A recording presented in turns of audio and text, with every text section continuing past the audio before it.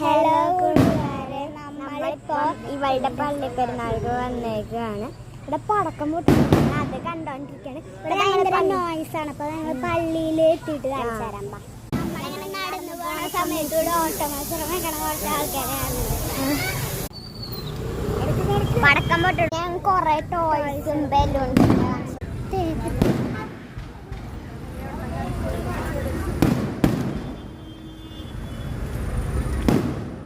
പെരുന്നാൾക്ക് വാങ്ങിയതാട്ടോ. അവളിവിടെ നിന്നാട്ടോ വള